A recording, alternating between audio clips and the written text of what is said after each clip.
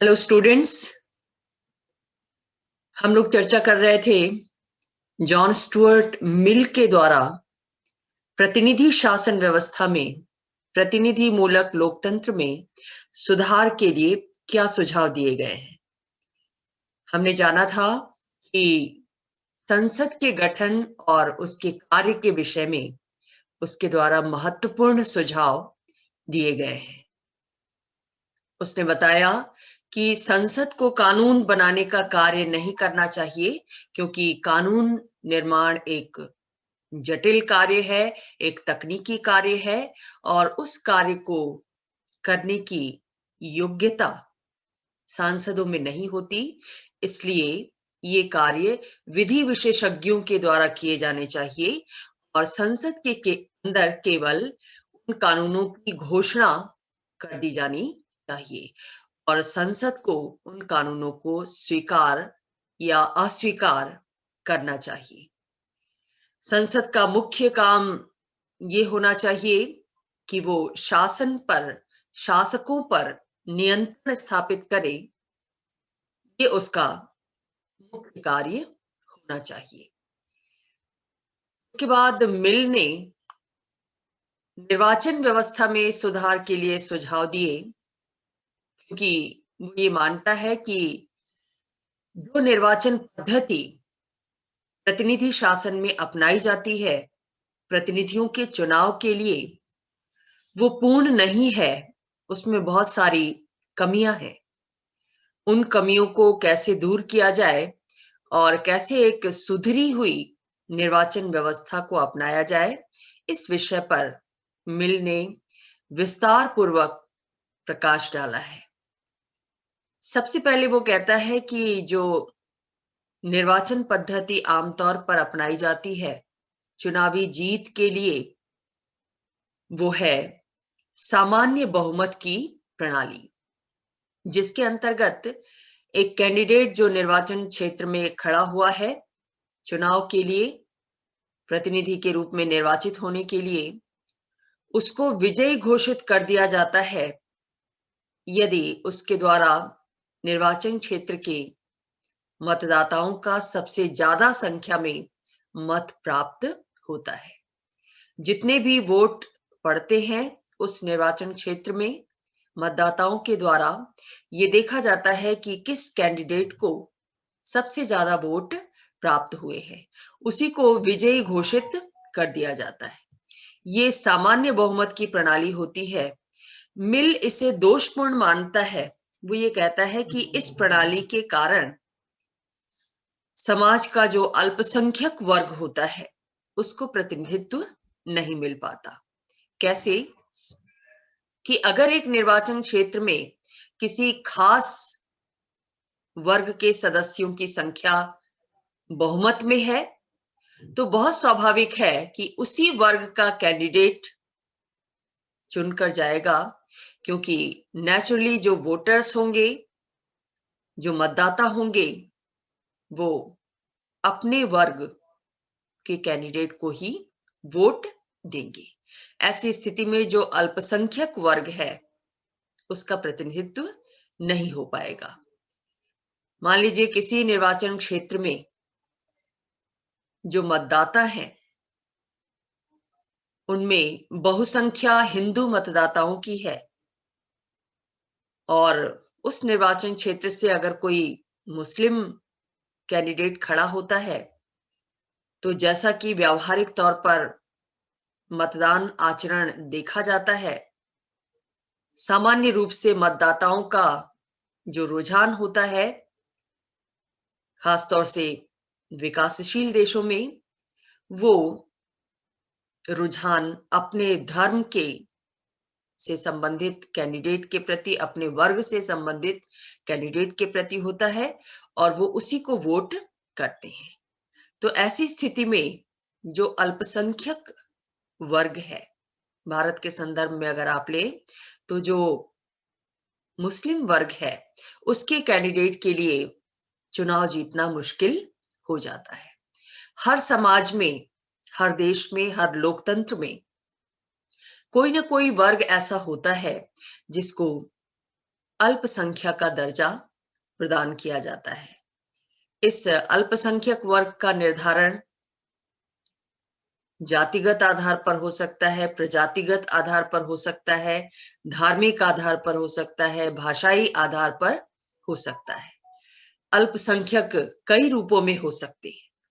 तो ऐसी स्थिति में जो अल्पसंख्यक वर्ग होता है, उसकी ये विशेष इच्छा होती है कि शासन व्यवस्था में उसको भी उचित प्रतिनिधित्व प्राप्त हो, और सामान्य बहुमत की प्रणाली को अपनाने से अल्पसंख्यकों को ये प्रतिनिधित्व मिलने की संभावना कम हो जाती है। ऐसी स्थिति में मिल ये सुझाव देता है कि अगर सामान्य बहुमत की प्रणाली के आधार के स्थान पर आनुपातिक प्रतिनिधित्व की प्रणाली को अपनाया जाए, तो वहां पर अल्पसंख्यकों को प्रतिनिधित्व आसानी से मिल सकता है। ये आनुपातिक प्रतिनिधित्व की प्रणाली क्या होती है? इसके अंतर्गत बहुसदस्यीय निर्वाचन क्षेत्र बनाए जाते हैं, यानी एक निर्वाचन क्षेत्र से सिर्फ एक कैंडिडेट नहीं खड़ा होता, बल्कि कई सारे उम्मीदवार खड़े होते हैं। कई सारे उम्मीदवारों को चुना जाता है एक ही निर्वाचन क्षेत्र से।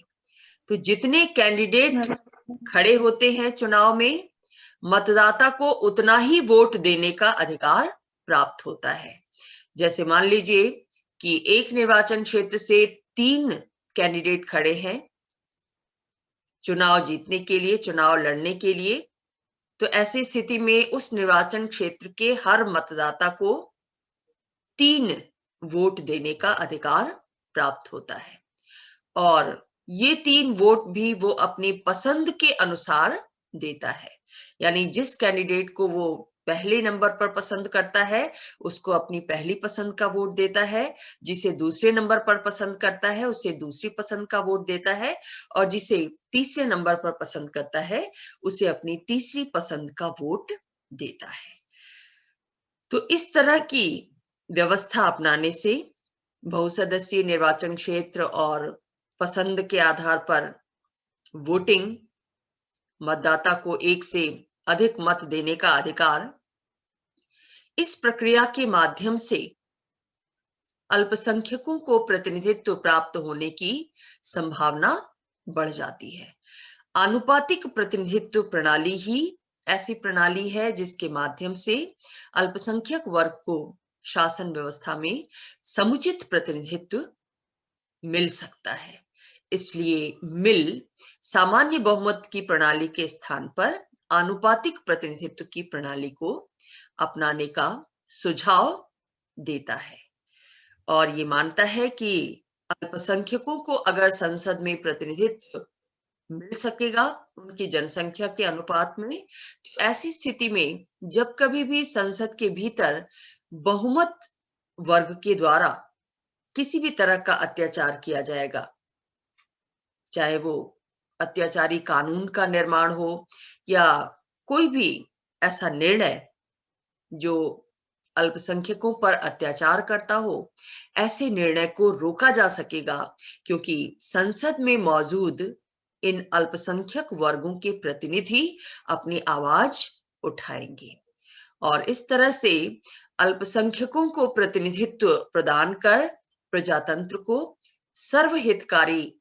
बनाया जा सकता है। प्रजातंत्र को अक्सर कहा जाता है कि इसमें बहुमत की निरंकुशता स्थापित हो जाती है, यानी बहुमत प्राप्त वर्ग जो समाज का होता है उसी के ज्यादा प्रतिनिधि संसद में जाते हैं, और फिर वो बहुमत प्राप्त वर्ग अल्पसंख्यकों के हितों की उपेक्षा करने लगता है। कानून का निर्माण इस रूप में किया जाता है जिससे अल्पसंख्यकों के हित सुरक्षित नहीं रह पाते।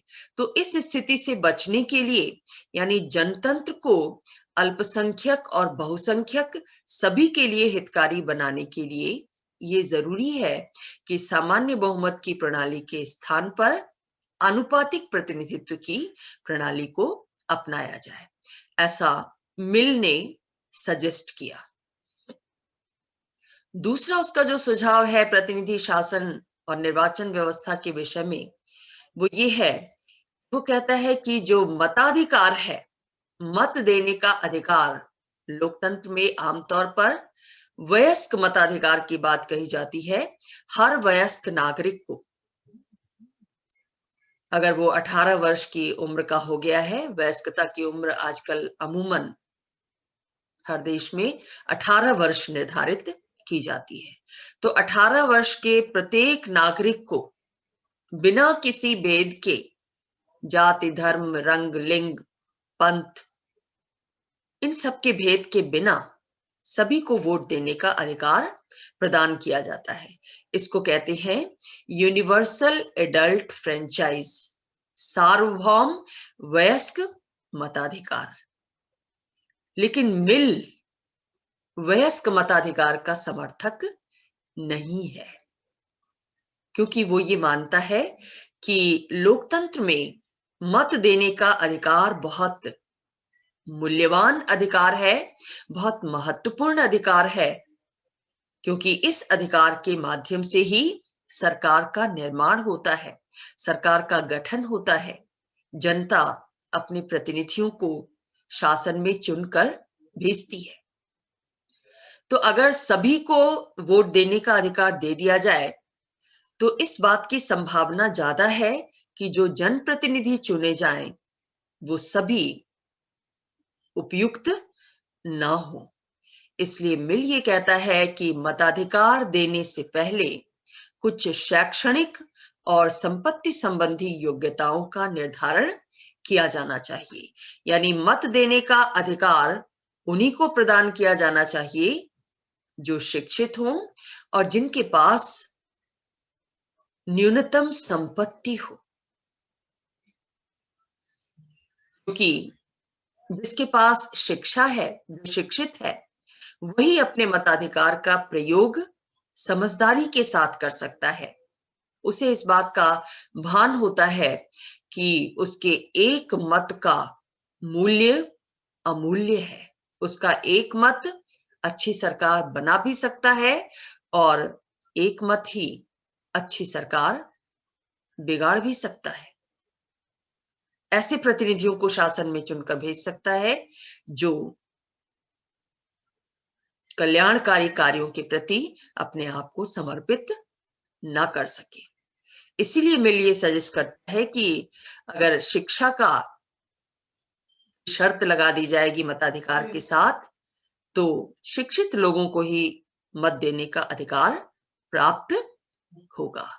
और साथ ही वो संपत्ति की योग्यता को भी अनिवार्य मानता है मताधिकार देने से पहले, क्योंकि अरस्तु की तरह वो भी ये मानता है कि जिनके पास संपत्ति होती है उन्हें संपत्ति की सुरक्षा की चिंता होती है, वो इसलिए राज्य से ज्यादा अपेक्षा करते हैं और यही वजह है कि वो अपने सार्वजनिक कर्तव्य का, मत देने के कर्तव्य का अधिक उत्तरदायित्वपूर्ण ढंग से निर्वाह करते हैं, क्योंकि उन्हें पता होता है कि अगर उन्होंने उपयुक्त प्रतिनिधि शासन में चुनकर भेजे तो ही उनकी संपत्ति सुरक्षित रह सकती है, अन्यथा नहीं।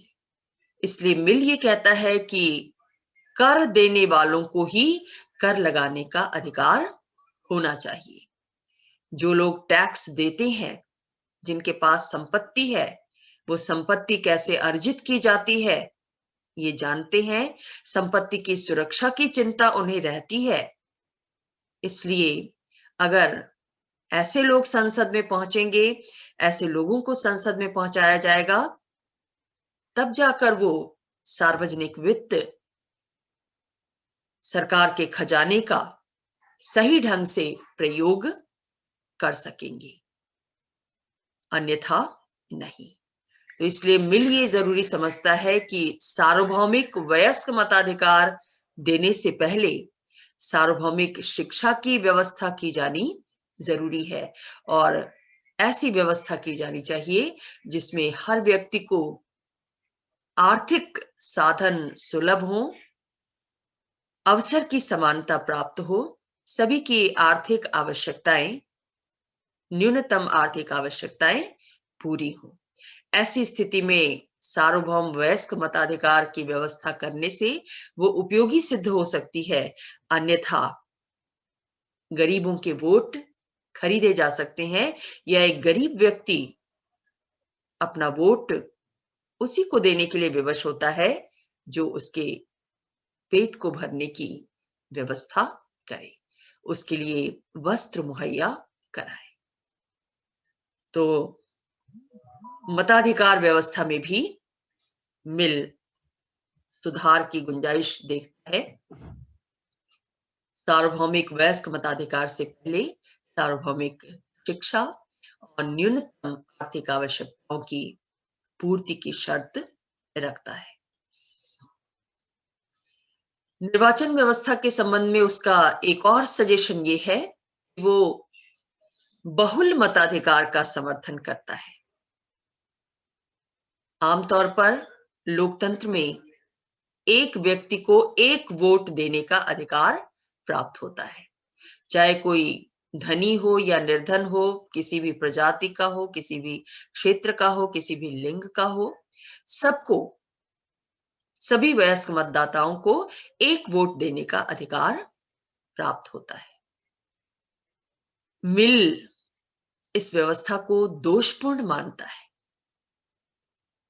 और ये कहता है कि ऐसी व्यवस्था के कारण योग्यता का कोई सम्मान नहीं हो पाता और व्यवहार में इसका रिजल्ट क्या होता है कि प्रजातंत्र मूर्खों का शासन बनकर रह जाता है। ऐसे लोग चुनकर जाते हैं जिनके अंदर शासन संचालन की काबिलियत बहुत ज्यादा नहीं होती। कार्लाइल जैसे विद्वान ने कहा कि 10 व्यक्तियों में 9 मूर्ख होते हैं और एक ही बुद्धिमान होता है, लेकिन प्रजातंत्र की खामी यह है कि ये 9 मूर्ख लोगों के विचारों को तवज्जो देता है। यानी प्रजातंत्र में जो निर्णय लिए जाते हैं वो बहुसंख्या के आधार पर लिए जाते हैं, जबकि बहुसंख्यक लोगों में इतनी काबिलियत नहीं होती। तो ऐसी स्थिति में प्रजातंत्र अयोग्यता का, मूर्खता का शासन बनकर रह जाता है, क्योंकि जब अयोग्य लोग चुनकर जाएंगे तो उनसे बहुत ज्यादा अपेक्षा नहीं की जा सकती, ऐसा मिल मानता है। तो इस दोष को दूर करने के लिए मिल ये सुझाव देता है कि अगर समाज में योग्य लोगों को एक से अधिक मत देने का अधिकार मिल जाए, बहुल मताधिकार मिल जाए, तो प्रजातंत्र में जो अयोग्यता जैसी कमी है उस कमी को दूर किया जा सकता है। मान लीजिए एक शिक्षित व्यक्ति है, उसको 4 वोट देने का अधिकार मिलता है और एक अशिक्षित व्यक्ति को 1 वोट देने का अधिकार मिलता है। तो शिक्षित व्यक्ति का, योग्य व्यक्ति का 4 वोट उस अयोग्य व्यक्ति के 1 वोट को कंपेंसेट कर देगा, उसकी प्रतिपूर्ति कर देगा।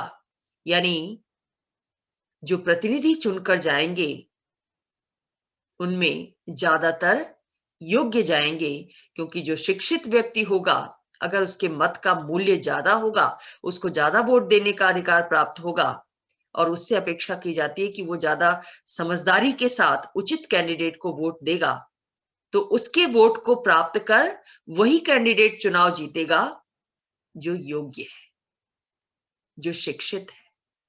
तो इस तरह से जो अयोग्यता की कमी है प्रजातंत्र के अंदर, क्योंकि चुनाव जीतने के लिए किसी शैक्षणिक योग्यता का निर्धारण आमतौर पर नहीं किया जाता, लेकिन शासन संचालन के लिए योग्यता चाहिए। तो योग्य लोगों का चुनाव तभी हो सकता है जब योग्य मतदाताओं को एक से ज्यादा वोट देने का अधिकार प्रदान किया जाए। इस तरह से प्रजातंत्र केवल संख्या का शासन नहीं, बल्कि गुणों पर आधारित शासन भी बन सकेगा, ऐसा मिल मानता है। इसके अलावा वो खुले मतदान का समर्थन करता है, जो प्रचलित गुप्त मतदान की व्यवस्था के विपरीत है। आजकल विभिन्न प्रतिनिधि मूलक लोकतंत्रों में जनता के द्वारा निर्वाचन में जो वोट दिए जाते हैं, जो मतदान किया जाता है, वो मतदान कैसा होता है? गोपनीय होता है। आप जब वोट देने जाते हैं तो आपने किसको वोट दिया ये कोई और ना देख ले, इसके लिए पर्याप्त इंतजाम किए जाते हैं मतदान केंद्र पर, ताकि आप जिसे वोट दे रहे हैं उसकी जानकारी सिर्फ और सिर्फ आपको हो, किसी और को ना हो। यानी मतदान की प्रक्रिया पूरी तरह गोपनीय रखी जाती है। मिल इस गोपनीयता का विरोधी है। क्यों विरोधी है? क्योंकि वो ये मानता है कि मत देना एक पवित्र सार्वजनिक कर्तव्य है। कोई ऐसा कार्य नहीं है जिसे छुपे तौर पर किया जाना चाहिए। इसे खुले तौर पर पूरी समझ और विवेक के अनुसार पूरा किया जाना चाहिए। इस बात में क्या हर्ज है कि अगर हम किसी को वोट दे रहे हैं तो ये कह भी सकें, ये जता भी सकें कि हमने अमुक कैंडिडेट को वोट दिया है। मिल ये भी मानता है कि गुप्त मतदान के कारण भ्रष्टाचार को प्रोत्साहन मिलता है। कैसे भ्रष्टाचार को प्रोत्साहन मिलता है? वो कहता है कि मतदाता भ्रष्ट हो सकता है, वो प्रत्याशियों को धोखा दे सकता है। कैसे धोखा देगा? कि वादा किसी और से करेगा और मतदान किसी और के पक्ष में कर देता है, क्योंकि वो जानता है कि मतदान प्रक्रिया गोपनीय है। तो किसी कैंडिडेट का मन रखने के लिए वो उसके मुंह पर तो कह देगा कि हम तुम्हें ही वोट देंगे, लेकिन अंदर ही अंदर वो किसी और प्रत्याशी से प्रभावित होगा, या मतों के क्रय विक्रय के लिए उसके सामने प्रस्ताव आ सकते हैं, प्रलोभन दिया जा सकता है। तो इस तरह से मतदाता को भ्रष्ट करने का कार्य करती है गोपनीय मतदान प्रक्रिया। मतदाता के चरित्र को भ्रष्ट करती है और इस तरह से जनतंत्र का जो रूप है वो विकृत हो जाता है। इसलिए मिल सजेस्ट करता है कि मतदान खुले तौर पर होना चाहिए, सार्वजनिक रूप में होना चाहिए और मतदाता को साहस के साथ अपने वोट का प्रयोग करना चाहिए। तो ये सजेशन था मिल का मतदान के विषय में। इसके साथ साथ वो स्त्री मताधिकार का भी समर्थन करता है। मिल के समय तक ग्रेट ब्रिटेन जैसे देश में, जहां आधुनिक लोकतंत्र की शुरुआत हुई, वहां स्त्रियों को मताधिकार प्राप्त नहीं था। 1929 में जाकर वहां स्त्रियों को मत देने का अधिकार दिया गया, लेकिन मिल इस विचार का विरोधी था कि स्त्रियों को मत देने का अधिकार न दिया जाए, जैसा कि उसके समय में प्रचलित था। क्यों ना दिया जाए? क्योंकि स्त्रियों को ऐसा समझा जाता था कि सार्वजनिक जीवन में भाग लेने के काबिल वो नहीं है, क्योंकि उनका कार्यक्षेत्र मूलतः घर है, घर की देखभाल है। लेकिन मिल इस विचार के विपरीत जाकर ये कहता है कि स्त्री पुरुष दोनों योग्यता की दृष्टि से समान हैं, इसलिए उन्हें मताधिकार भी समान रूप से प्रदान किया जाना चाहिए। खास तौर से मिल अपने व्यक्तिगत जीवन में अपनी पत्नी के प्रभाव से, उसके स्वभाव से बहुत ज्यादा प्रभावित था और उसके साथ साथ रहते रहते उसने अनुभव किया कि महिलाओं में प्रतिभा की कमी नहीं है, क्योंकि जो भी लेखन कार्य उसने किया उसके संपूर्ण लेखन पर उसकी पत्नी का अमिट प्रभाव है। तो उससे प्रभावित होकर ही सही, लेकिन मिल ये कहता है कि सार्वजनिक जीवन में महिलाओं को भागीदारी दी जानी चाहिए, और ये भागीदारी शुरू होती है उनको मताधिकार प्रदान करने से। महिलाओं को मताधिकार देने का हिमायती वो इस कारण से भी है क्योंकि वो ये मानता है कि महिलाओं के अंदर जो भावना प्रधानता है, जो मानसिक गुण है, जो विश्वास का गुण है, उन गुणों का असर समाज पर भी पड़ेगा अगर सार्वजनिक जीवन में उन्हें प्रवेश दिया जाता है तो। तो ऐसी स्थिति में सिर्फ घर ही नहीं बल्कि संपूर्ण समाज को महिलाओं के गुणों से लाभान्वित होने का अवसर मिलेगा। इसलिए महिलाओं को मताधिकार दिया जाना चाहिए और उन्हें सार्वजनिक जीवन में भाग लेने का अधिकार मिलना चाहिए। उसके पीछे एक तर्क तो उसने ये दिया।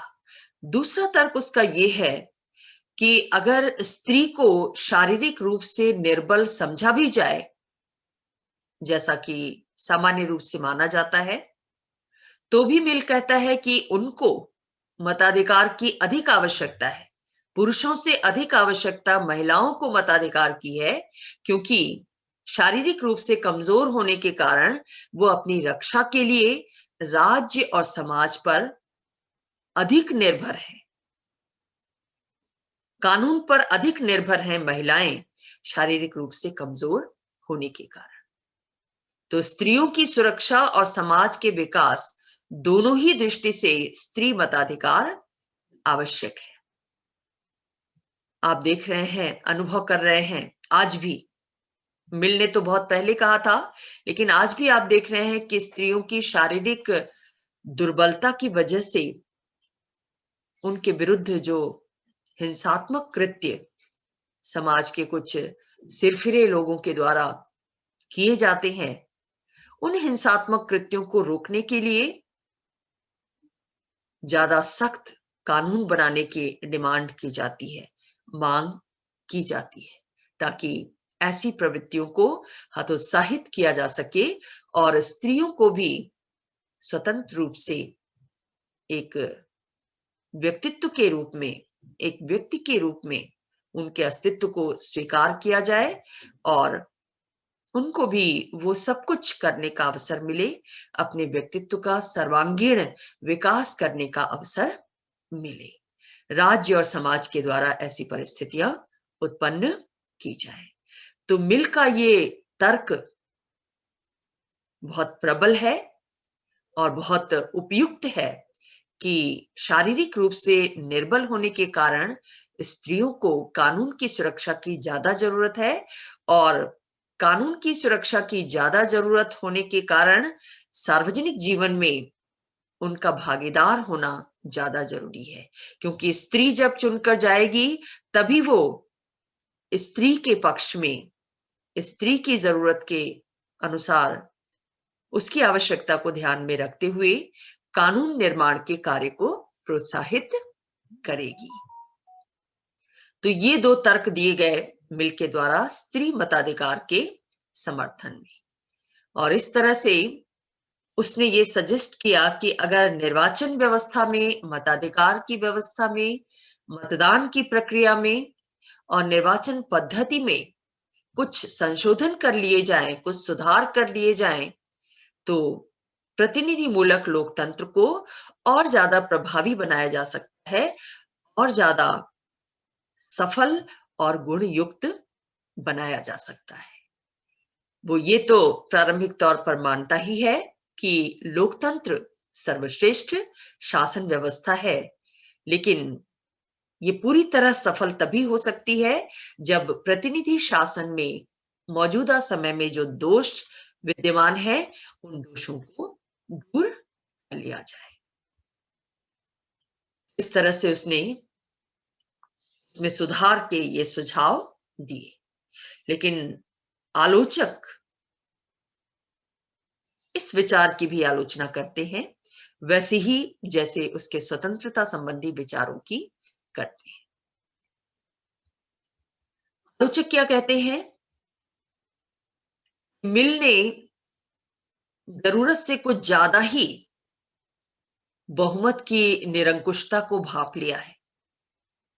उसे ये डर हमेशा से सताता रहा है कि लोकतंत्र में बहुसंख्यक वर्ग के द्वारा अल्पसंख्यक वर्ग पर अत्याचार किया जाएगा, क्योंकि लोकतंत्र में हर निर्णय बहुमत के आधार पर लिया जाता है। लेकिन आलोचक ये कहते हैं कि ऐसा व्यवहार में नहीं है, क्योंकि भले ही लोकतंत्र बहुसंख्या का शासन होता है, लेकिन शासन संचालन करते समय हर सरकार को, चाहे वो बहुमत की सरकार हो या अल्पमत की सरकार हो, सभी सरकारों को समाज के सभी वर्गों के हित का ध्यान रखना होता है। खास तौर से जो अल्पसंख्यक वर्ग के लोग हैं, उनके हितों को शासन नजरअंदाज नहीं कर सकता, क्योंकि अगर ऐसा होता है तो इससे सामाजिक शांति और सौहार्द खतरे में पड़ता है। हम ऐसा अनुभव भी करते हैं कि जब कभी भी अल्पसंख्यक वर्ग को ऐसा लगता है कि जो कानून बन रहे हैं, जो निर्णय लिए जा रहे हैं, वो उनके अगेंस्ट हैं, बहुसंख्यक वर्ग के पक्ष में हैं, तो कई बार सांप्रदायिक दंगों के रूप में, हिंसा के रूप में समाज को इसका खामियाजा भुगतना पड़ता है। शांति और सौहार्द खतरे में पड़ता है। तो इस स्थिति से बचने के लिए शासन और शासक वर्ग हमेशा इस कोशिश में रहते हैं कि अल्पसंख्यकों का हित सुरक्षित हो, इसलिए वो कानून बनाते समय इसका पूरा पूरा ध्यान रखते हैं। तो आलोचक ये कहते हैं कि लोकतंत्र में हमेशा ऐसा नहीं होता कि बहुमत वर्ग के द्वारा अल्पमत वर्ग पर अत्याचार ही किया जाए। ऐसा हमेशा नहीं होता। तो जरूरत इस बात की है कि बहुमत और अल्पमत के संबंधों की सही व्याख्या की जाए, जैसा कि मिल करने में विफल रहा है। मिल ने तो ये मान लिया कि बहुसंख्यक वर्ग के द्वारा अत्याचार ही किया जाता है, और इसीलिए उसने झटपट आनुपातिक प्रतिनिधित्व की प्रणाली को अपनाए जाने का सुझाव दे दिया। आलोचक ये भी कहते हैं कि अगर आनुपातिक प्रतिनिधित्व की प्रणाली को अपनाने की बात सोची भी जाए, ये प्रणाली एक जटिल प्रणाली है, कठिन प्रणाली है, और सामान्य रूप से मतदाता की समझ से परे है। व्यवहार में इसे अपनाना संभव नहीं है, कि मतदाताओं को ये बताना कि उन्हें अपनी पसंद के अनुसार वोट देना है, कितने वोट देना है, ये लोकतंत्र में हर मतदाता को समझा पाना बड़ा मुश्किल होता है। तो सब मिलाकर आनुपातिक प्रतिनिधित्व की प्रणाली एक जटिल प्रणाली है, व्यवहार में इसे अपनाया जाना संभव नहीं है। इसे आलोचक ये कहते हैं कि मिल ने गुप्त मतदान का विरोध किया है, लेकिन हो सकता है गुप्त मतदान के कुछ दोष हों, लेकिन इसकी सबसे बड़ी अच्छाई ये है कि इस व्यवस्था के अंतर्गत मतदाता बिना किसी भय के अपनी इच्छानुसार इच्छित प्रत्याशी को मत दे सकता है। अगर मतदान को सार्वजनिक रखा जाएगा, खुला रखा जाएगा, तो मतदाता धन बल और गुंडों के आतंक से आतंकित होकर मतदान के लिए विवश होगा, किसी के दबाव में मत देगा, अपनी इच्छा अनुसार स्वतंत्रता पूर्वक मत नहीं दे सकेगा, और या फिर वो मतदान करेगा ही नहीं, वो वोटिंग में एब्सेंट रहेगा। ये दोनों ही स्थितियां लोकतंत्र के लिए घातक हो सकती हैं।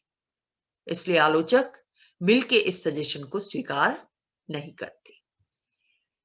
मिल ने बहुल मताधिकार का जो समर्थन किया है, उसको भी आलोचक सहजता से स्वीकार नहीं करते, क्योंकि वो ये मानते हैं कि इससे जनतंत्र कुलीन तंत्र में परिवर्तित हो जाएगा। क्योंकि जब हम कुछ लोगों को विशिष्ट मानते हुए, योग्य मानते हुए, उन्हें एक से अधिक वोट देने का अधिकार देंगे, तो इससे लोकतंत्र का जो समानता का सिद्धांत है उसको हानि पहुंचेगी, उस पर कुठाराघात होगा। दूसरी समस्या ये है कि कौन व्यक्ति योग्य है, किसको ज्यादा वोट देने का अधिकार दिया जाए, ये मापना भी बड़ा कठिन है, क्योंकि ऐसा कोई मापदंड सार्वभौमिक रूप से विकसित नहीं हुआ जिसके आधार पर किसी व्यक्ति की योग्यता का पूर्ण निर्धारण किया जा सके। व्यावहारिक दृष्टि से शैक्षिक योग्यता एक मापदंड हो सकती है, लेकिन इस बात की भी गारंटी नहीं है कि हर शिक्षित व्यक्ति बुद्धिमान भी होगा। हम समाज में बहुत सारे ऐसे डिग्रीधारी शिक्षकों को देखते हैं जिनके पास योग्यता की कमी होती है। उन्हें हम शिक्षित मूर्ख कहते हैं। तो इसी आधार पर आलोचक कहते हैं कि योग्यता का कोई सार्वभौमिक मापदंड नहीं है। जब इसका मापदंड ही नहीं है तो ये कैसे कहा जा सकता है कि योग्य व्यक्ति को एक से अधिक वोट देने का अधिकार दिया जाए। कई बार अशिक्षित व्यक्ति भी इतना समझदार होता है, इतनी समझदारी के साथ अपने सार्वजनिक दायित्वों को पूरा करता है, जितना शिक्षित व्यक्ति भी नहीं कर पाता। मताधिकार को संपत्ति और शिक्षा के आधार पर प्रदान करने का जो विचार मिल के द्वारा दिया गया, उसे भी आलोचक लोकतंत्र का विरोधी बताते हैं और कहते हैं कि आज दुनिया के सभी लोकतांत्रिक देशों में सार्वभौमिक वयस्क मताधिकार के विचार को अपनाया जाता है। ऐसी स्थिति में संपत्ति और शिक्षा के आधार पर मताधिकार प्रदान करने का विचार लोकतंत्र की दृष्टि से उपयुक्त नहीं है। इस तरह से आलोचक ये बताते हैं कि मिल के जो विचार हैं प्रतिनिधि शासन के विषय में, वो दोष मुक्त नहीं है। फिर भी राजनीतिक चिंतन को मिल की देन महत्वपूर्ण है और वो अपने युग का एक अग्रणी उदारवादी विचारक है और उसने अपने युग को बहुत गहराई से प्रभावित किया। बाउले जैसे विचारक ने उसका मूल्यांकन करते हुए लिखा कि यदि चिंतन का स्तर नीतियों को प्रभावित करने की दृष्टि से आंका जाए, यानी मिल के विचारों ने नीतियों को कैसे प्रभावित किया, तो इस आधार पर मिल का स्तर बहुत ऊंचा आंका जाना चाहिए, क्योंकि उसके विचारों ने ब्रिटेन में नीति निर्माण को बहुत हद तक प्रभावित किया। तो बाउले ये कहते हैं कि एक तर्कशास्त्री के रूप में, एक अर्थशास्त्री के रूप में और एक राजनीतिक चिंतक के रूप में वो अपने समय का एक पैगंबर माना जाता है।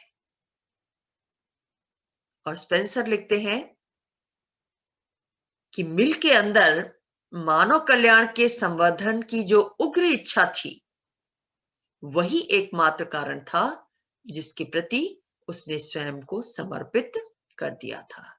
यानी जो कुछ भी विचार उसने दिए, चाहे वो स्वतंत्रता संबंधी विचार हो या प्रतिनिधि शासन के ऊपर उसका विचार हो, उन सभी विचारों का एकमात्र उद्देश्य यही था कि ज्यादा से ज्यादा मानव का कल्याण हो सके, समाज का कल्याण हो सके। इसलिए उसने व्यवस्था में जो कुछ भी बुराई देखी, जो कुछ भी दोष देखा, उस दोष को दूर करने का सुझाव दिया। तो ये था मिल का राजनीतिक चिंतन, स्वतंत्रता के विषय में उसके विचार और प्रतिनिधि शासन के विषय में उसके सुझाव।